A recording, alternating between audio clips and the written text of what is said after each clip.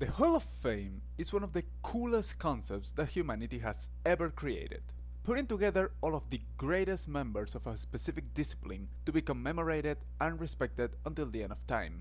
Although people often associate the Hall of Fame with sports, there's actually a wide variety in what you can find. From the Rock and Roll Hall of Fame, the Circus Hall of Fame. Wait, what the hell is Freddie Freeman doing here? Oh, hello, Frederick. The Insurance Hall of Fame? The Hall of Flame? There's a lot of fields in which the Hall of Fame is an existing concept. Pokemon also has their own Hall of Fame. Kinda. Every Pokemon game has a feature in which, once you have won the Pokemon League, your team will be stored in a quote-unquote Hall of Fame. It is a cool idea. Being able to know at any given point which Pokemon you used when you won a Pokemon League is amazing. However, that is not a real Hall of Fame.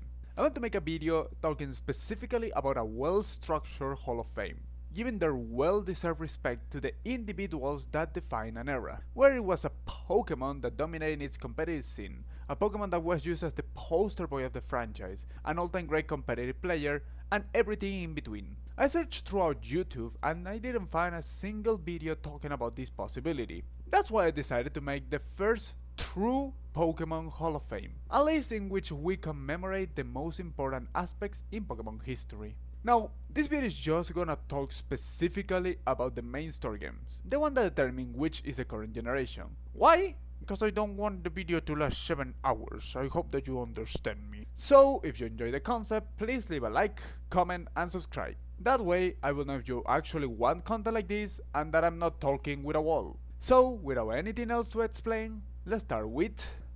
First, we have what I like to call the Pioneers. In a regular Hall of Fame, the Pioneers are the people that revolutionized their craft and altered the history in an unquantifiable way. From Jack Brachton, who gave boxing their first real rulebook, to Henry Chadwick, the guy that decided that a strikeout in baseball should be notated with a K. He also created the box score, but it's funnier to say that he's a pioneer because he put a letter somewhere. These Pokemon, in one way or another, are the main reason as to why the Pokemon franchise exists in the first place. Without their contribution, we would have never experienced any of the games as we know them. Now, I will divide these pioneers in two categories, starting with the creators. This group is made up of the canonical original Pokemons, starting with Mew. In the Pokemon lore, Mew is not just another Pokemon. Besides being the first mythical Pokemon that we know about, it is also known as the ancestor of all Pokemon, and possesses the DNA of every one of them, which is the reason as to why it can learn every single technical and hidden machine. In Judeo-Christian terms, Mew would be Adam, the father of all living Pokemon. And just like Adam, Mew was created by a greater being, the god that created it all, Arceus. Canonically speaking, Arceus is the Pokemon that created the universe. Not only is an important Pokemon, it is the most important Pokemon of them all. Without it, there's nothing. No humans, no animals, no Pokemon, no war. The only one that can bypass the concept of life and death, known as the original one, is the only Pokemon whose real appearance is yet to be known, and what we see of it is just a small portion of its true self. Without Mew, there's no Pokemon. Without Arceus, there's nothing. The other two pioneers are what I call the primordial ones, the two Pokemon that, in real life, started it all. The first one is none other than Rhydon. Rhydon? Oh! Rhydon deserves to be in the Hall because it was the first Pokemon to ever be programmed, and it is also one of the first with an actual sketch. Although it is uncertain if it was truly the first to be designed, the impact that offered to a war is undeniable. The other Pokemon to fall into this category is the little Bulbasaur. Why? Well, because it's the first Pokemon in the Pokédex. Is the best justification? Maybe not. But we cannot deny that, whenever we enter into a global Pokédex, Bulbasaur will always be the number one. Now, going with the more classic Hall of Famers, we're gonna talk about the Pokemons with the most amount of influence within the Pokemon games. The ones that are deemed as the most important ones by both the fans and Game Freak itself. The first in this category, to absolutely nobody's surprise, is Charizard. Despite the fact that it has always received criticism, Charizard has won its spot through its importance in the Pokemon lore. It is the only Pokemon to receive both a Gigantamax form and two different Mega Evolutions, distinction only shared with one other Pokemon. Not only that, but it's also one of the very few Pokemon that has its own Pokerite, being the representation of the move Fly in Pokemon Sun and Moon. It also has a place called in its honor, because the Driftveil drawbridge is also known as the Charizard Bridge. Even if that didn't convince you, it's also the Pokemon that appears in the most amount of champion teams, appearing in the teams of all Lance, Red, Leon, and being a potential Pokemon for Blue. All of that, without taking into consideration its importance in the anime, its participation in the Super Smash Bros. Roster, and multiple top finishes in all TCG, BGC, and Pokemon Unite. So yeah, as much as I would love to admit it, it's impossible to leave behind the arguably most influential regular Pokemon of all time. Now, I know that a lot of people thinks that I'm just gonna add Pokemons that happen to be very important, as long as they have a small technicality on their side. However, that is not the case. And the biggest example is that neither Meowth nor Pikachu are gonna be added for the main games. Even though both of them have enough accolades to be inducted, their popularity is mainly the product of another source material, and definitely not the video games. So next, we go with Gengar. Although its greatness is clearly inferior to the one that we already covered, it cannot be understated how relevant the Pokemon is, being the only non-starter member of the Gigantamax and Mega Evolution Club. It is also a very predominant Pokemon in different generations, appearing in the teams of gym leaders like Fantina, Alistair, and Morty, and even in the Elite Four members Karen and Agatha. Despite the drop-off between this and the previous spot, I think that Gengar has had an impact big enough to put it in just by the video game alone. Now, we go with the first dual induction. Because yeah, the only evolutionary line in which multiple Pokemon deserve the nod is the evolutionary line of Magikarp. Starting with the former one, I think that there's no explanation needed. It's one of the very few Pokemon that you can catch in every single region. It's also the only Pokemon that can be bought with Pokemon dollars, and it's one of only two Pokemons that can be found in every possible level as a wild encounter. The other one is Gyarados.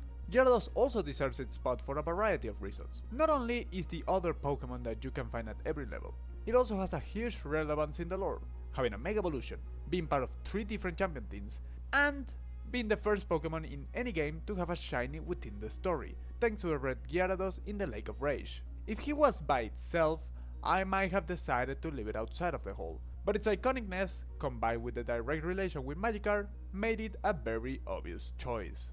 And to finish the first generation, we'll have 2 Pokemon. It was very difficult, but I decided not to include in the games both Dragonite and, probably the most surprising, Mewtwo. They are definitely iconic enough to mention them in the video, but I think that their merits as game-only Pokemon are up there with the ones that we have already discussed. If I manage to make a video including overall influence, both of them are gonna be in the conversation. Other than that, let's keep moving.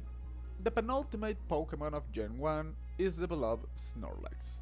To nobody's surprise, Snorlax wins this spot thanks to its influence. Not only has a well-deserved Gigantamax form, but is a Pokemon that appears in the most amount of obligatory encounters in the main series, being a force battle in all of the 5 games related with Gen 1 and in Pokemon X and Y. And to finish the Gen 1, we have Eevee. What can I say about the small cutie? It has a Gigantamax, a C-move, and most importantly, is the Pokemon that created the concept of branch evolution. Not only that, but it's also the Pokemon that can appear as a gift in the most amount of different gens. It has the most amount of signature moves, and is one of only 2 different Pokemons to be directly named in a main series Pokemon title. No matter if you want to argue against it, there's nothing you can say to convince the committee to not induct it. And just look at it, it's so cute! It's so cute! And going for the next Pokemon, we have Meganium. Meganium is one of the most important. Did you really believe that I was gonna put the avocado? Yeah, no. Going for the real next Pokemon, skipping the entirety of Gen 2, we have to go with a duo of legends. Of course, I'm talking about both Kyogre and Groudon. Not only these two are very important in the Pokemon lore, being the creators of the seas and the land, If that was it, I could argue that every legendary duo deserves to be here. But they were also the first duo to be granted alternative forms in a generation after their introduction. In addition to being the most iconic legendary duo, and their competitive results in specifically the main games, you cannot deny the importance of these two, even if they are an overrated whale and a glorified lizard. The next is a fun one. Out of all of the Gen 4 Pokemon, the one that deserves this spot the most is Rotom. In and of itself, Rotom has a long history of relevance, being one of the only Pokemons that is constantly given the opportunity to change its form, thanks to the different rooms that allow it. But what gives it a spot is his role as a Pokédex in multiple games. We talked about Charizard representing a hidden machine being an important detail, but Rotom brings the relevancy outside of battle to a whole new level, and that is without even caring about the fact that it's treated almost as an event the first time that we encounter it. Even if it is unexpected, it deserves a nod. The most surprising spot on this list has to go to the next Pokemon, not only because of the recency, but because it's not even the final evolution of this Pokemon. Kinda.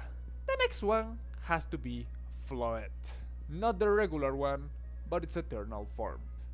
Yeah, it's an important Pokemon in the X and Y lore, no doubt about it. But why?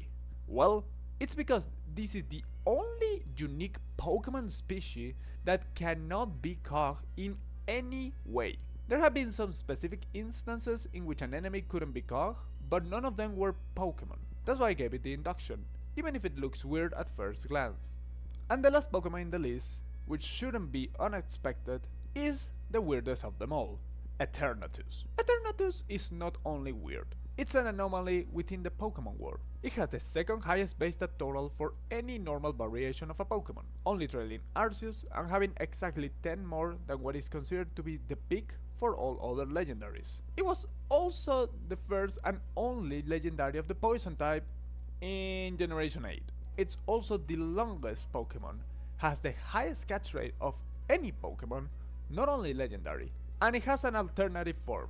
Speaking of which, Eternatus Eternamax is what gives full weight to this induction. Is the anomaly within the anomaly Pokemon, making it even longer and giving it the highest base stat total of any Pokemon by a significant margin. No, seriously, look at that.